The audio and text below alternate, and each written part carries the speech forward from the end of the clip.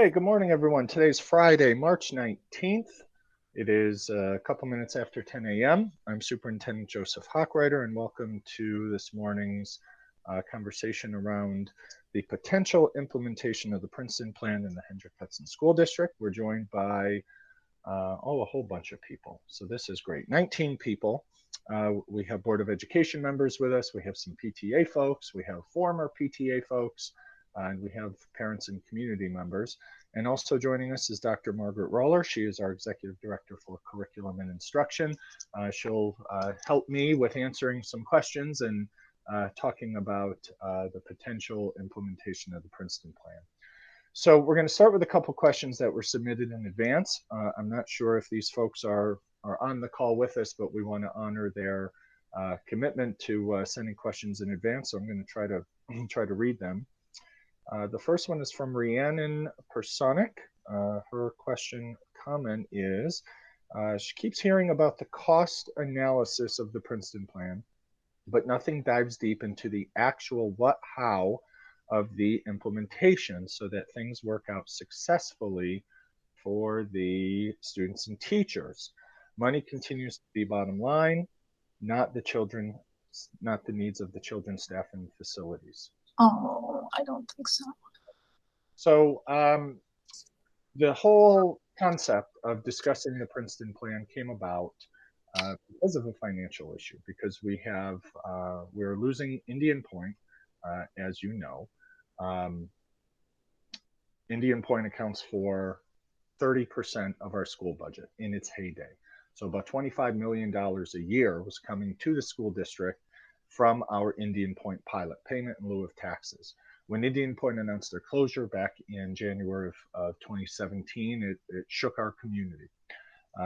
We first started working with our elected officials to talk about what sort of financial plan or opportunities would exist for the village, the town, and the school district, because losing 30% of your revenue is very, very significant. We were projecting tax increases in the neighborhood of 14%.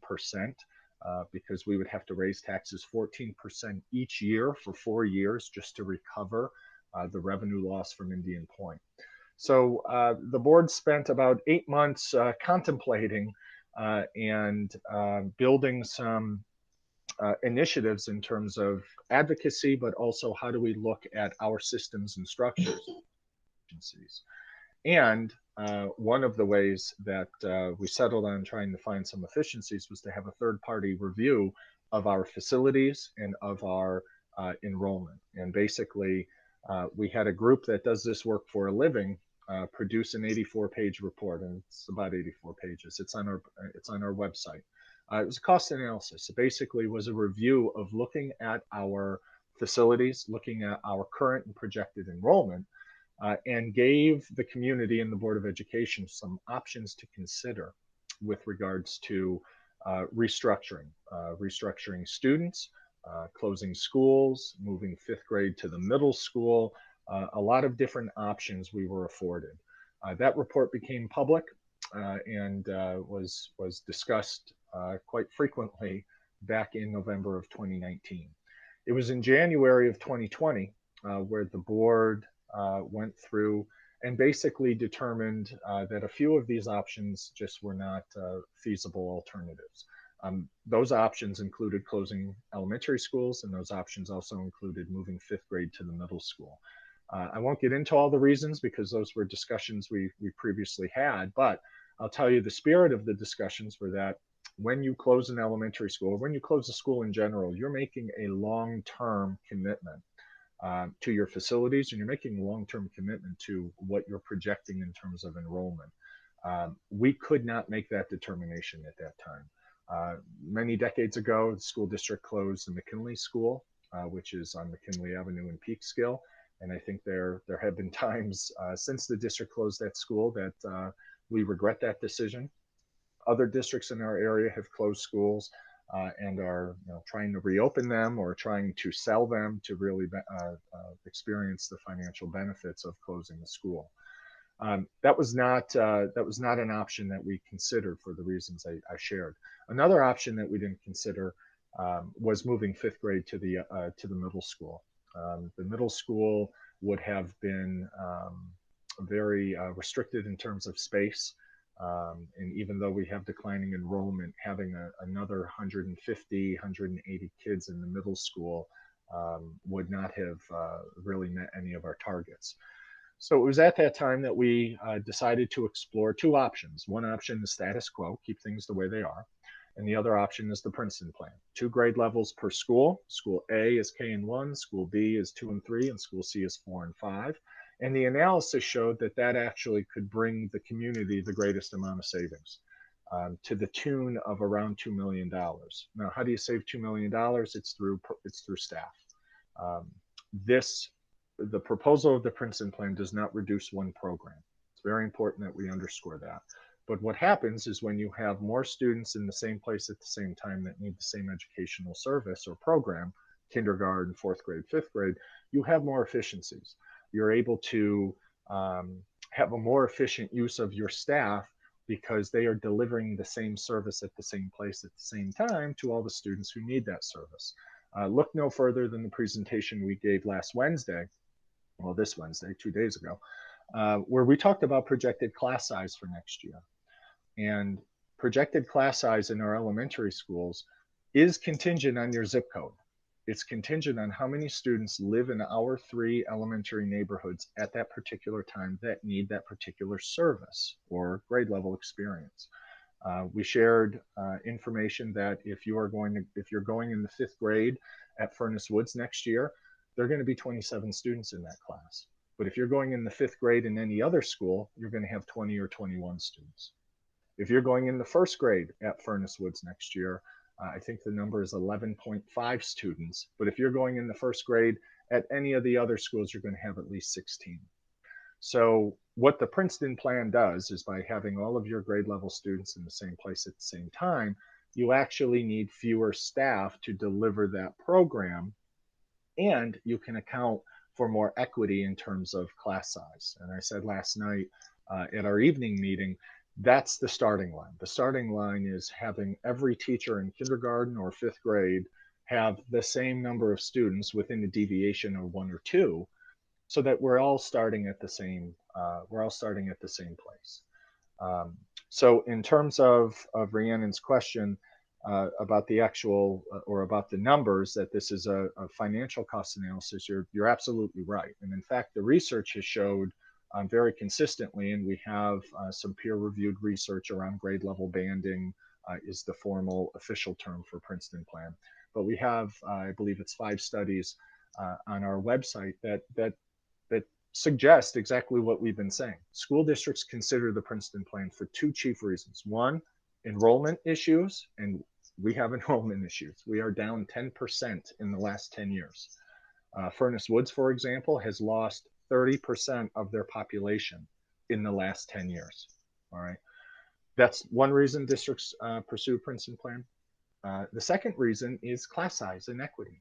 And as I shared some of the vignettes earlier, we have class sizes all over the place, and they are contingent on your zip code. Princeton Plan is not designed to correct educational deficiencies or to improve test scores. We have great teachers. We have outstanding support staff. Our leadership team is dynamic. We have no concerns about student achievement, and we haven't had concerns about student achievement. But the research around districts that consider the Princeton Plan is financial in nature and for equity purposes. So Rhiannon's question goes on to talk about the implementation. The implementation is not that difficult, and before you throw tomatoes at me, let me talk about that a little bit. We have already been working with our teachers union to determine which staff would go to which school, depending on what grade level they're in. Our transportation folks are trying to input and register as many kindergartners as possible, so we have better data to run some mock bus routes. But it's important I underscore that we have about 1/3 of our kindergartners currently registered. We're waiting on, Margaret, what are we waiting on? Maybe at least 100 more kindergartners is what our projection called. I don't know. We update today, so I don't know what we've received, but the last board presentation, we did use the projected numbers, which, as we shared Wednesday night, come from Infinite Campus giving us a sibling update, if you will. There are always new families that move in, during the course of the summer and into September and the rest of the year. So roughly, yes, that's what we have. Yeah. And even in a normal situation for families who have been with us, you typically don't receive the transportation schedule, meaning your bus stop and pick up and drop off time, until late in the summer or early September. And the reason for that is because our transportation department needs as much time as possible to have the best data possible in terms of how many students live in our district that require a bus, so our transportation software can run the most efficient routes. All right, so I want to keep that in mind in terms of part of implementation. But Rhiannon, talks about that the money is the bottom line. The money's not the bottom line. The money was the beginning of the conversation. These discussions that we're having throughout the community is really to talk about questions that parents have or reservations or so on and so forth. In advance of these meetings, we formed a stakeholder committee, about 35 staff, parents, and community members. And we spent a considerable amount of time speaking with other districts in our region that have the Princeton Plan, notably Somers, Ossining, and Tarrytown. Now, why did we speak with them? Their demographics are closer to us, closer to ours than other districts that have the Princeton Plan. There are more districts that have the Princeton Plan or a version of it. Peekskill does, Brewster, Byram Hills, Yorktown has a version of a Princeton Plan, and there are some others. So it's not uncommon. But what our stakeholder committee used that time for, we had 7 meetings with those 3 districts to ask questions. Tell us about it. What works? What doesn't? What would you do differently? What benefits are there? What challenges? Talk to us about the transitions from one school to the next. Is that really a big deal? And it was a series of dynamic conversations because all of our fears or all of our trepidations, maybe they weren't 100% alleviated, but we received experiential data from families and teachers who work in the system to advise us, to accentuate the positives, to give us a heads up on perhaps where we might get tripped up. And that they committed to working with us if we choose to implement the Princeton Plan. They committed to working with us through implementation. So I think that the conversation started financially, yes, because we have a budget issue that we have to address for everyone, all taxpayers, not just the parents. And as we learned about the process and we learned about the merits and the challenges of the Princeton Plan, I believe we've learned that the Princeton Plan has merit in our district. It could help address some issues that we have been recently talking about, but also issues that this community has been talking about for decades, and that it should really be considered to be able to provide additional opportunities for kids while also reducing expenses and allowing us to control for what's expected to be a very, very large and very uncomfortable tax hikes. I'd be remiss if I didn't say that for 7 years in a row, our average tax increase was 1.04%. Unheard of in a Westchester suburban district.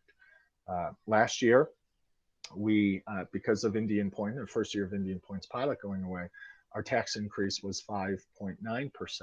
And it was overwhelmingly approved by a 2-to-1 margin. But we also knew that 8 more years of tax increases, between 5, 6, 7, or 8% is just not feasible. So that's why we're having the discussion around the Princeton Plan. That's why we're talking about other cost savings measures. And that's how we've been saving costs for years. I mean, think about it. An average tax increase of 1.04%, when the cost of living over that time has been going up double, around 2%. So we've been upside down for years, meaning we've been bringing in less revenue than projected expenses. And how do you control for that? You control for that by tightening the belt. How have we tightened the belt? You all know. And if you don't know, look on the roofs of our buildings. We have solar panels where we greatly reduced our cost of electricity. If your children go to Frank G, or if you drive by Frank G, look at their new parking lot lights or street lights. They're solar and wind powered, all right, in an effort to A, be more green, but B, to control some of our costs. We've tried to right size our transportation fleet. We had a study back in 2015 about moving some bus stops and being more efficient with buses so we could take buses off the road and reduce staff costs and maintenance costs and costs of vehicles, so on and so forth. We've done a lot of very, very small and quiet things in terms of overtime or athletics and transportation, transporting our student athletes. You get to a point where the small things have been gobbled up, the crumbs have been gobbled up, and now we have to talk about big systems and structures. And that's where oftentimes the conversations get really, really stressful and certainly uncomfortable. You know, I'm uncomfortable talking about these major changes and certainly a great deal of stress, but the situation has been put upon us, and it's our responsibility to discuss it and ask some questions and then ultimately make a determination. So I hope that helps, Rhiannon. The next question is from Mary Hillman. Let me just see if I can slide my cursor so I can read it a little bit better. Please explain the process for public comment next Wednesday from 6 to 7. We're going to publish that, Mary, either before the weekend or early on Monday. Yes, we're trying to essentially have a meeting like this, but an opportunity where families can sign up at 3-minute increments. Residents can sign up at 3-minute increments to give the board their opinion or position on the potential implementation of the Princeton Plan. Her next question is, if the Princeton Plan is taken on as policy, talk about the cuts you anticipate needing to occur in future years. Will our current elementary students be seeing the brunt of cuts for the rest of their schooling here? No. The cuts for the Princeton Plan would essentially right size our staff. I mean, that's a very businessy term to use that school folks usually don't. But we need to use it because we have declining enrollment. As I mentioned, our enrollment is down 10% from 10 years ago. Furnace Woods enrollment is down 30% from 10 years ago. And potentially adopting the Princeton Plan allows us to right size our staff for the students in the proposed model by grade level.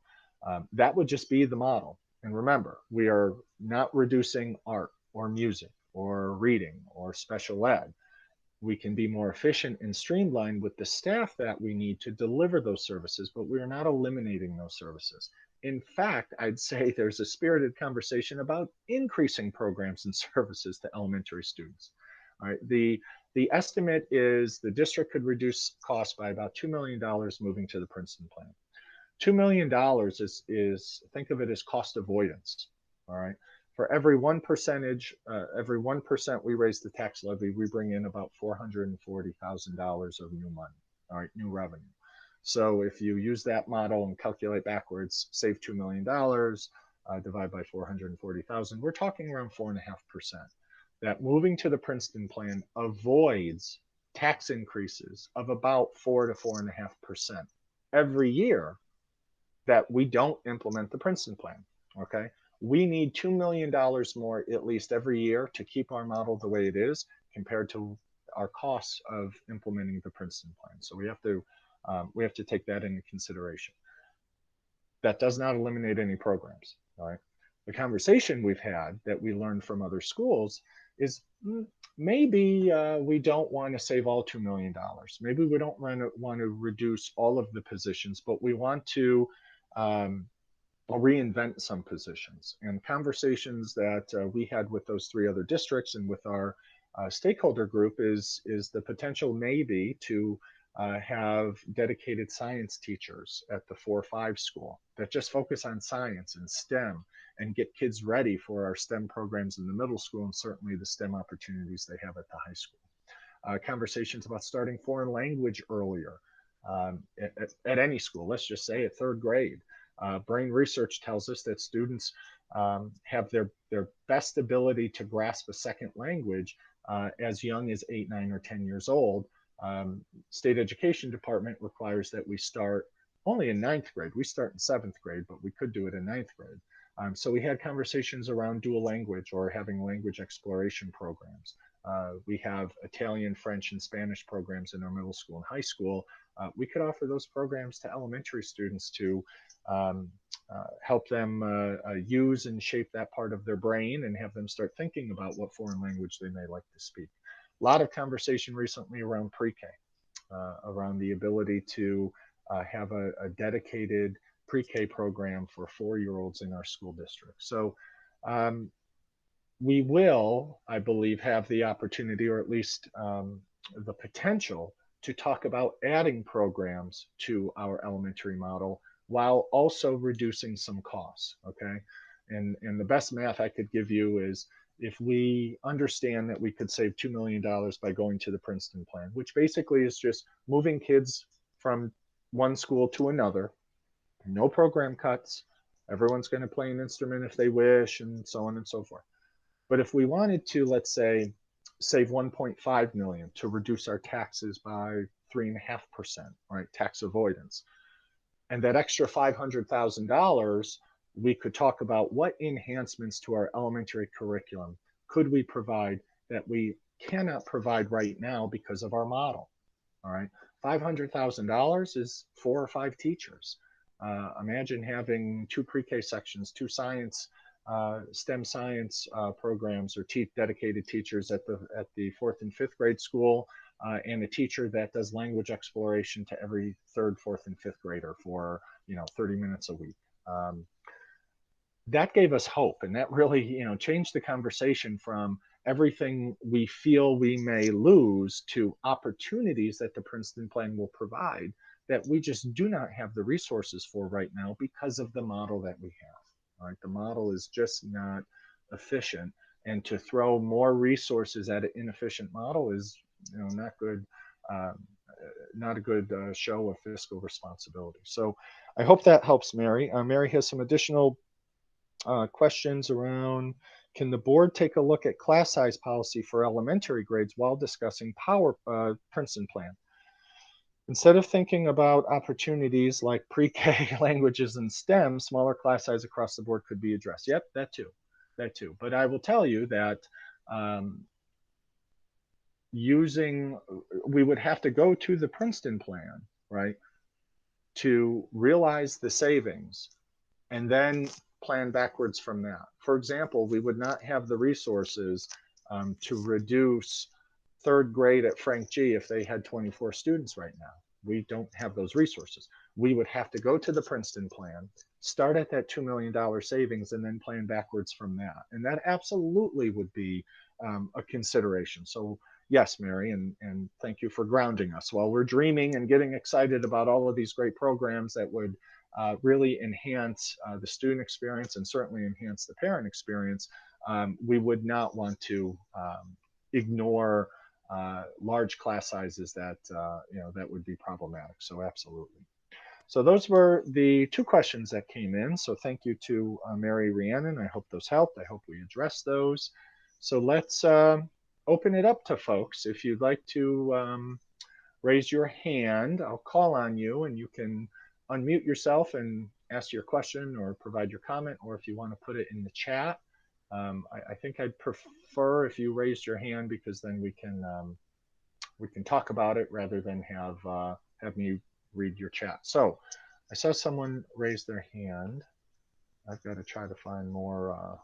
Linda McMahon raised your hand. You go ahead, Linda, if you want to come off mute.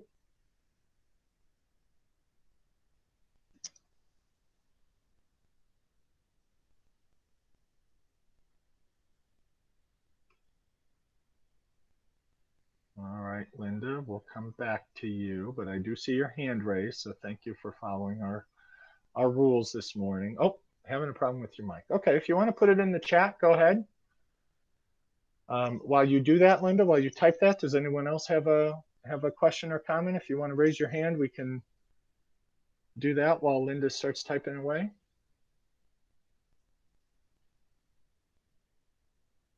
Rosie. Hi, Rosie. Good morning. Good morning. Yeah. So while I understand that you feel that this is the planning for the conversion into the Princeton plan is fairly straightforward from like a staffing, teachers, that side. From a parent side, it's a seismic shift. And while normally, buses schedules don't come out until later, they're not that different from the year before. So you can still plan. And Mother Connection, let's say, I mean, they have to be in by April, that the next year. And so if you don't know where your kids are going to be, and you don't know when the school is going to come with the bus, and you don't know if there's Mother Connection, it's hard to make that plan for the before and after, which are also part of the school experience for the kids. I'm just concerned that there's not enough time for the parents to be able to plan before and after. Yeah, and that's we have heard that consistently, and thank you for raising that. Thank you for raising that concern. That has been a very consistent call from parents to basically say, look, we hear you. Okay, the Princeton plan, good, bad, or indifferent. We're not gonna put our thumb on the scale of yay or nay Princeton plan, but the timing certainly is a concern that many parents have raised. And when you look at all of the dominoes and all of the sequencing of events that have to happen, we certainly understand that and are taking that into consideration. You're right. There's two levels of readiness. There's the school readiness, like, okay, identify the teachers, identify the schools, our custodian staff. It's going to move everyone over 8 weeks in the summer, and da da da da da. The mechanics of getting ready are different than readiness on the parents' end, whether it's readiness mindset or readiness with all of the things moms and dads manage with kids and before and after school care, so on and so forth. So we hear you, and I certainly don't want to diminish that. And so I'm sorry if my comments diminish the all of the anxiety that changes like this produce in households. We certainly understand that, and we have been hearing that very consistently and are absolutely taking that under consideration.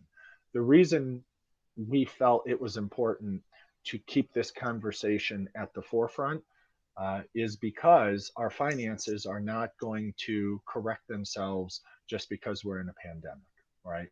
And so we wanted to use this time to talk about A, the merits of the Princeton Plan, and B, when would be the right time to implement it if we believe it has merit. So your comment, Rosie, has been echoed through the ether of our district very consistently. So I'm glad you mentioned that. Thank you. Let's go back to Linda. I think Linda put something in the chat. I understand more efficiencies concept. Can you speak about the quality of the academic education? There seems to be a difference in quality among the schools based on data. I'm going to say there is not a difference in quality among the schools. All right. The quality is there. Outstanding, dedicated teachers, staff, leadership, collaboration, outreach to parents. Quality is not an issue. What impacts student outcomes, quite frankly, are resources, meaning class size, and demographics. And it is no secret that our district has gone through a very significant demographic change in the last 10 years. We have lost 10% of our enrollment. Our socioeconomic status among our students has increased, meaning we have more students that are eligible for free and reduced lunch. The state basically says students in poverty. We have more students that are non-white and more students that have special needs, meaning IEPs, and more students that don't speak English as a native language. I mentioned those four criteria. Those are not Joe Hochreiter's criteria or Dr. Roller's or Hendrik Hudson's.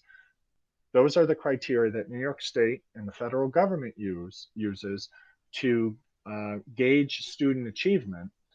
They're called subgroups. New York State asks us to report all of our academic attendance and discipline data by those subgroups. Why? Because those subgroups have a statistically significant impact on student achievement. And we have a community, we have a school community that has a very, very high concentration of students in poverty and a high concentration of students with IEPs. And that's just a fact. And that's based on a zip code. That's based on where families choose to live.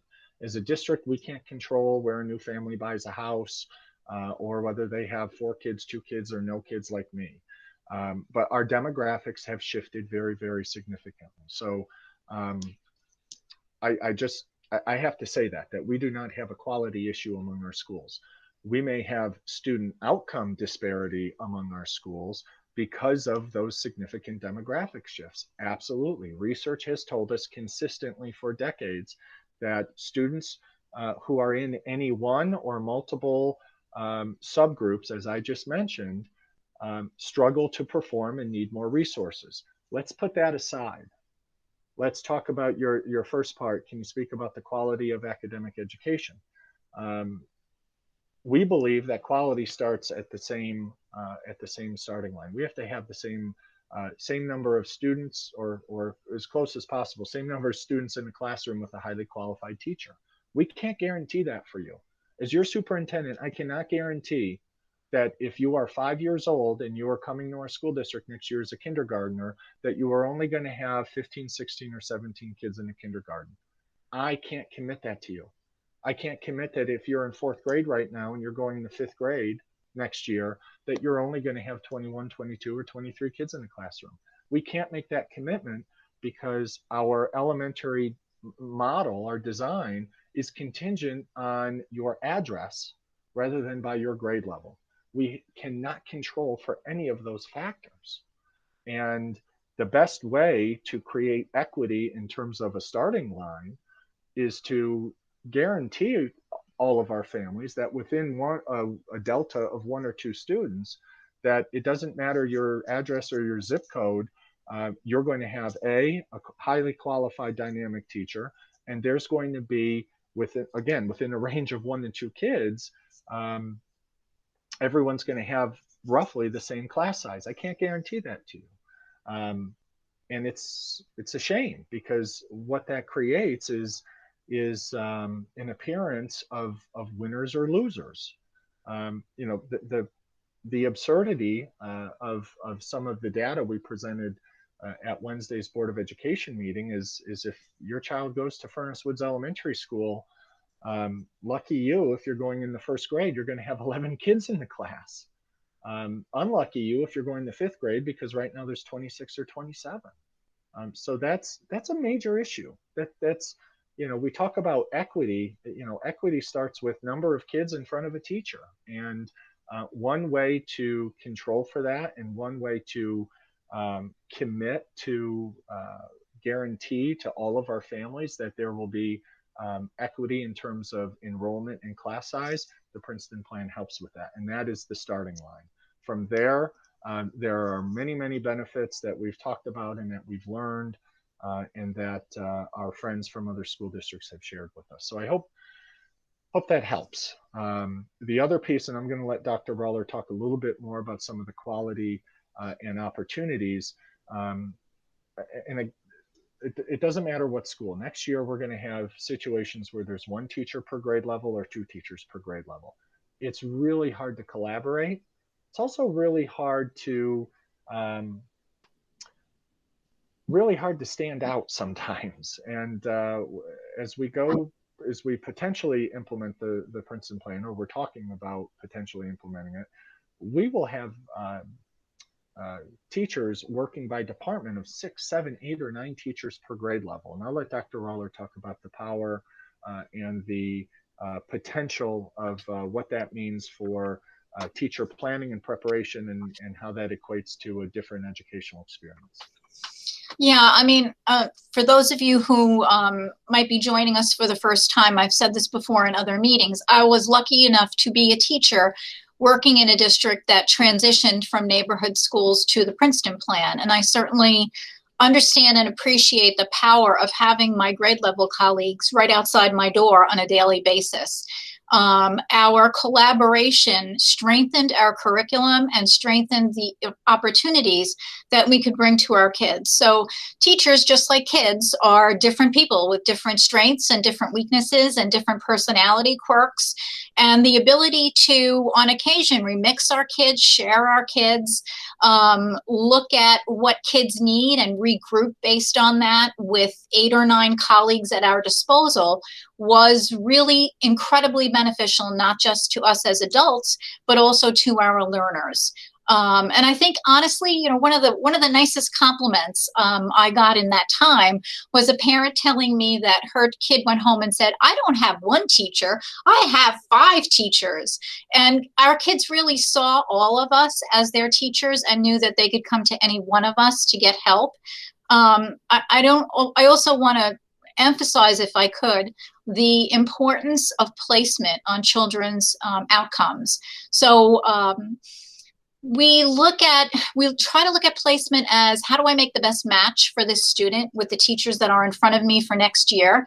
So as a building principal, which I was for a number of years, the opportunity to have more than 1 or 2 teachers on a grade level means that I can make an even better match for my students and our teachers, by the way. I can look at grouping kids who are advanced learners together instead of spacing them out. It's an advantage for kids and for teachers when we cluster, if you will. I'm looking, if we go to Princeton Plan, at the opportunity of clustering our second language learners and creating almost an ICT model where my ENL teacher could push in and co-teach instead of pulling those students out and doing that work separately. So there are so many advantages when we have that group of a grade level together. Tremendous advantages for our building principals who now can dedicate their focus to just 2 grade levels instead of stretching across 6. And that's not to say that they're not doing a great job right now. Also for special area teachers, you know, one of the conversations I've had with folks since I came here was, could I reassign them differently so that they only taught 2 grade levels and didn't have to plan for 6? Well, this will come naturally now because it would be the building that you're assigned to. You know, I don't want to talk too long because I know we're trying to cap this at an hour, but there are tremendous academic advantages to moving to grade banded situations. I think that came out in our conversations with Ossining, Somers, and Tarrytown. And I think the community building, which we heard over and over again, and I credit Somers for adding their middle school and high school principals to our conversations, because even the high school principal was talking very eloquently about the difference in behavior and discipline because kids have known each other since they were 5 years old. So I'll stop talking now and turn it back to Joe. Yeah, thank you. And I think that middle school piece is really important. And it came out in the SWOT analysis. Our middle school principal and one of the counselors were part of the discussion. And basically they shared that the middle school, or 6th grade, spends a lot of time in the fall introducing kids to one another, just, you know, meeting them and trying to have them eat lunch together and get along. They do a lot of team building activities and icebreakers, which is great. But that's also, you know, time that that we could spend otherwise if you know, the students came in together from 5th grade. So those are some considerations as well. Linda has a follow-up. Do you have actual data to support what outcomes look like on dual language classes, ENL, etc.? And on Margaret, I'll toss that back to you. I'm sure we could find from some of the schools we work with. Right. I don't have it on my, you know, right now, but we are surrounded by districts that engage in dual language. I'm trying to think who's done it the longest, perhaps Peekskill and maybe Tarrytown in terms of the difference. I know that what happened in Peekskill was that there were a lot of English-speaking families who kind of started to duke it out to get their kids into those classes and learn to speak Spanish, if you will, as a native speaker early on. But I could reach out to my colleagues and see what their feedback is on that. I don't know what else you mean there, Linda, if you have a follow-up to that.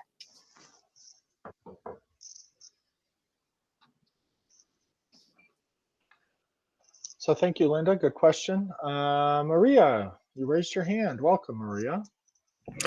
Good morning, everybody. Now that you mentioned ICT setting, my son is in the ICT setting, and last year at BV, he's in remote learning right now.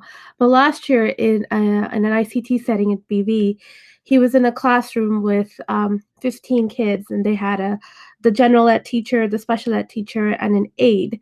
And I was just wondering, how would that ICT model look like in the Princeton model? Yeah, great question.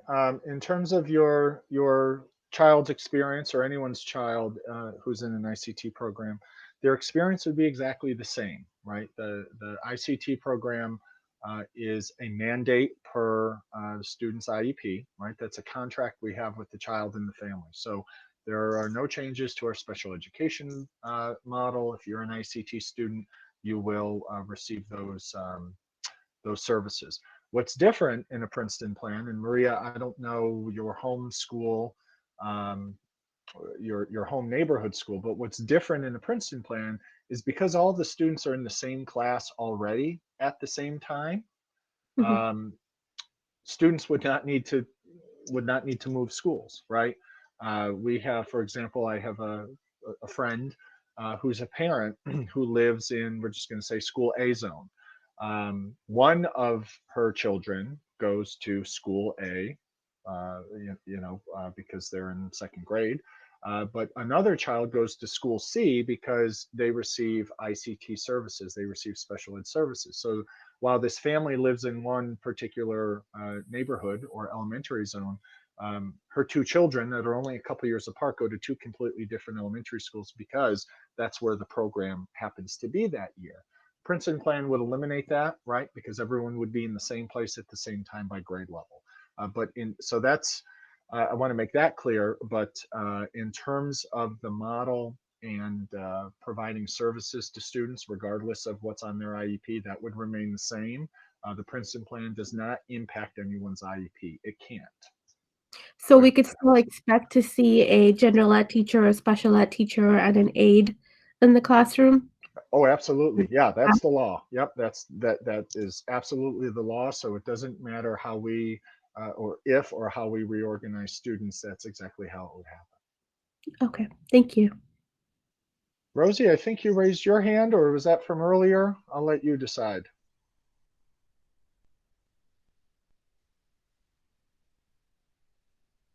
I see Rosie's hand up, but I don't know if that was from before. It looks like that was from before. All right.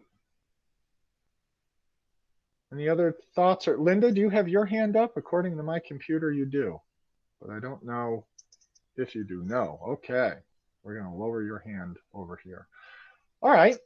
Well, any other questions or comments or thoughts? We're right around 45 minutes. It's kind of normal. This is around the time I become an auctioneer and, do one last call. You're very welcome, Michelle. Rebecca raised her hand. Good morning. Yeah, hey, good morning, guys. So could we talk a little bit about the extra support staff that's been put in place at BV and what will happen to them in a Princeton model? Are those individuals that are in place at BV, are they grade specific? And so then they would be sent out to different schools? And we could talk a little bit about the cuts for the special ed staff and just how that will all affect everybody. That would be great. Thank you. Can I ask who are the extra support staff at BV? At a recent board meeting, didn't Lisa mention that she has added extra support staff at BV, that Chris Moreno is over there now? Okay, so I can talk about the Chris Moreno piece. So Chris Moreno, as many of you may know, is an outstanding special ed teacher whose home base is Frank G. He is a teacher in the ICT model, which means he rotates from grades 3 to 4 to 5 each year. We have asked Chris Moreno to step out of his teaching assignment and essentially become the district's response to intervention coach.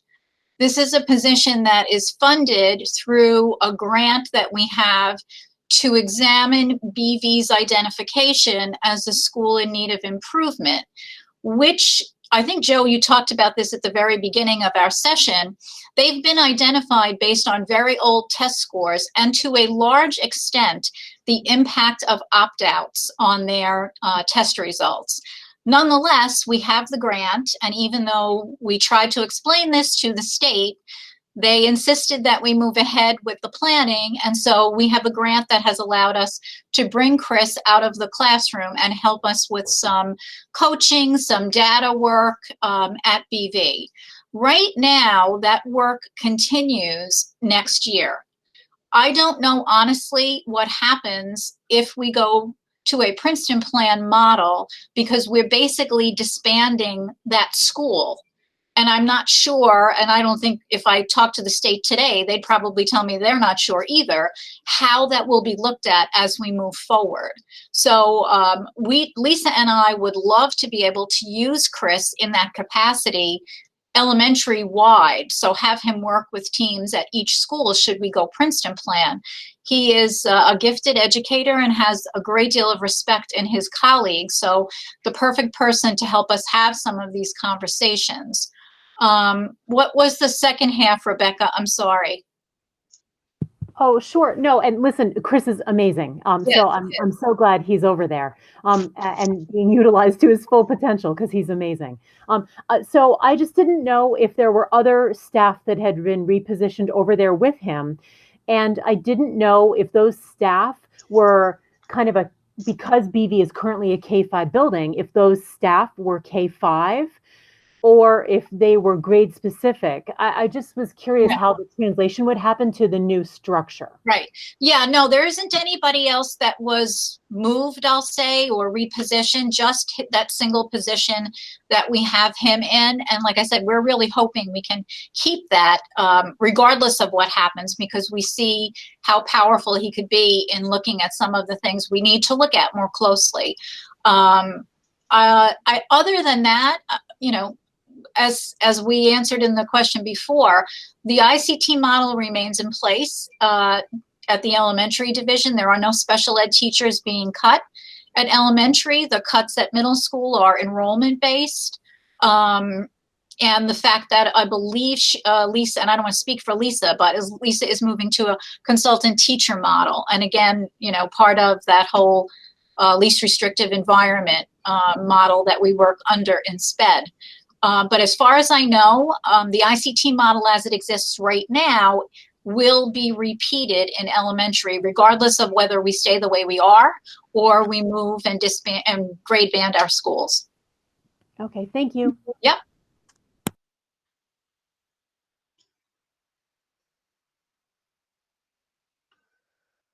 All right. Any other questions or comments? Michelle has raised her hand. Good morning, Michelle. Good morning. Just a quick question, and I'm sorry if this was addressed. If we do the Princeton Plan, I actually think the equity is a huge benefit of the Princeton Plan. But I do think that there is problems within the community that will have to be addressed. So I think this was touched on one of the other meetings, but can you guys address, are you going to implement some community awareness, some community classes to deal with sort of appreciating and embracing diversity? Because I think some of that is going to be needed. Are you, yeah, I want to be really careful with my answer, Michelle, so I'm going to ask you to be a little more specific. Are you talking about, you know, diversity conversations among staff and within the schools, or families and community? All right, I'll just be very forthcoming. I think there's a lot of bias and classism within our community as it exists right now. And I think this conversation about the Princeton Plan has really brought it to a head.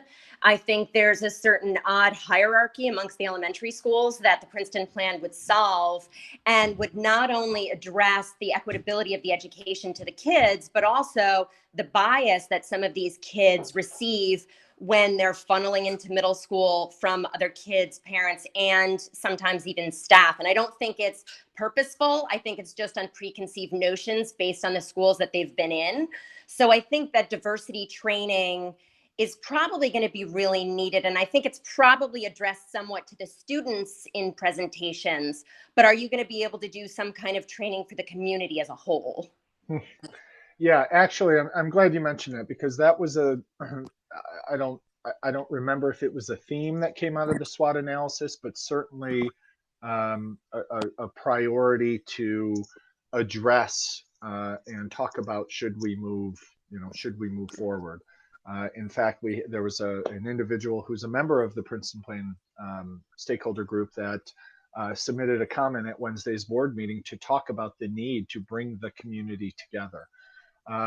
What we had heard through our exploration, and you were on some of those meetings with Somers, Tarrytown, and Ossining, what was that they didn't see any of the bias in their classroom, because they were just kids and they were together and it was no big deal.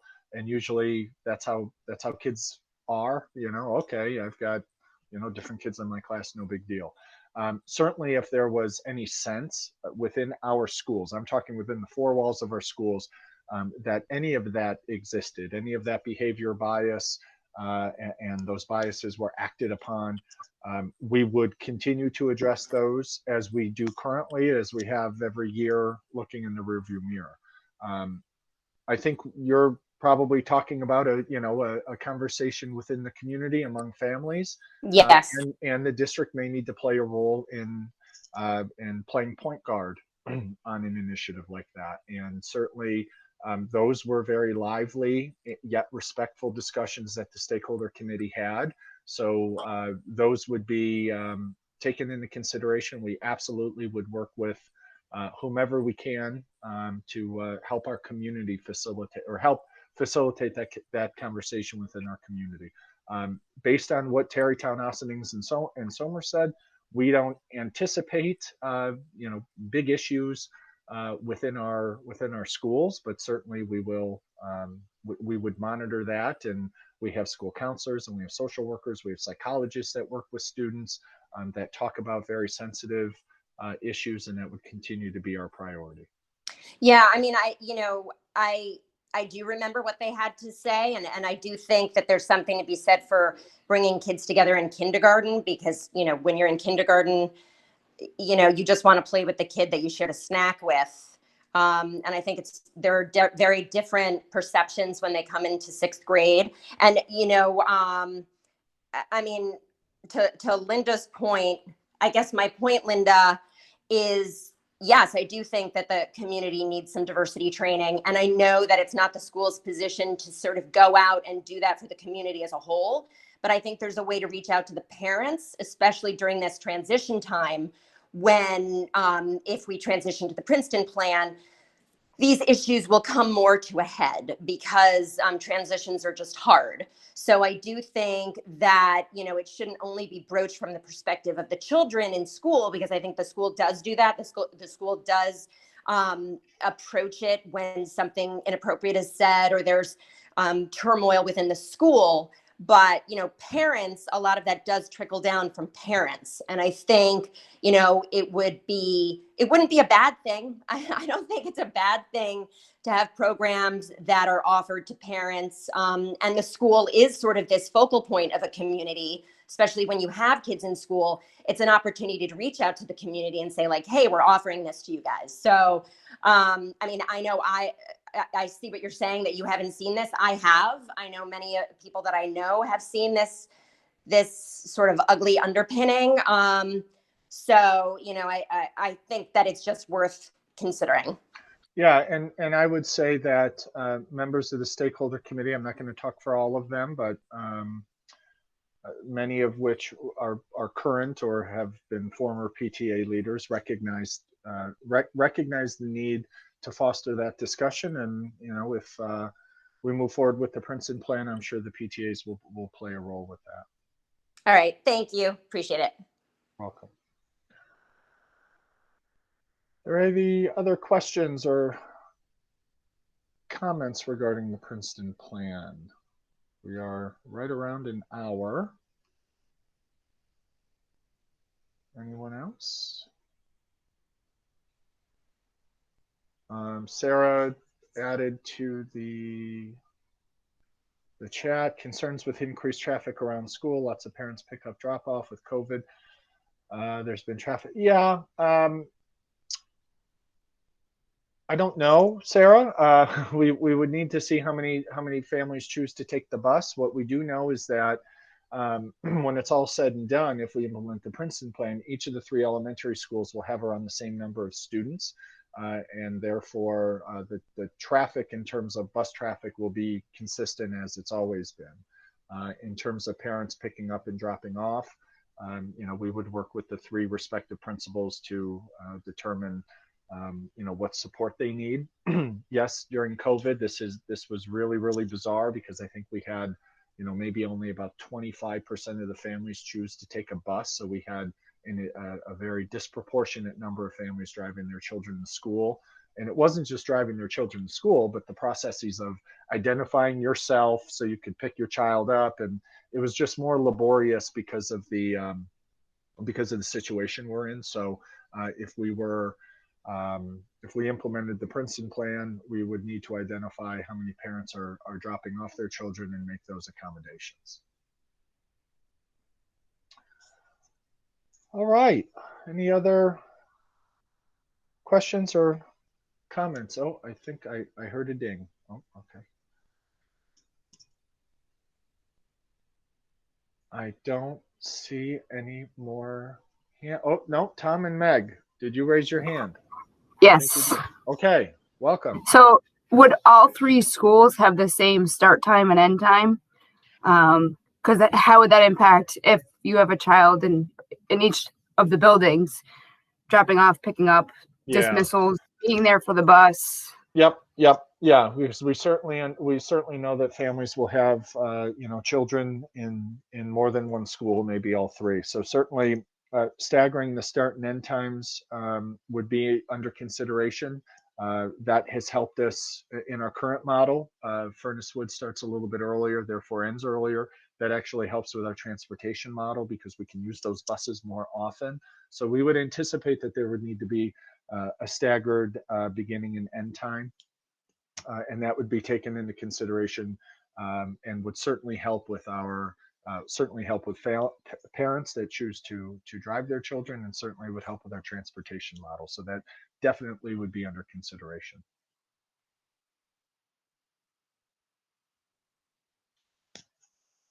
Okay, anything else? All right, everyone. Well, for those of you who are BV PTA members, we will be at the BV PTA meeting Monday night at 6:30. And we also will have another opportunity like this on Tuesday evening at 6 o'clock. The only difference is we use Zoom for that, and then we broadcast this conversation on YouTube because there are folks who want to watch on their TV or on their computer, but not necessarily have their face show up on our screen. So that's fine too. And if you have any other questions or comments, feel free to send us an email and we'll get back to you as soon as we can. So thank you for spending an hour plus of your time with us. We hope you found it beneficial. Hope you learned something. I know I did. These conversations always shed new light on different situations that you think you thought of. And of course, we didn't think of everything yet, but your commentary and your questions have certainly assisted. So thank you very much. Enjoy your Friday. Enjoy your weekend. And I'd be remiss if I didn't say go Syracuse. Important basketball tournament this weekend. So thank you. Enjoy your weekend, everyone.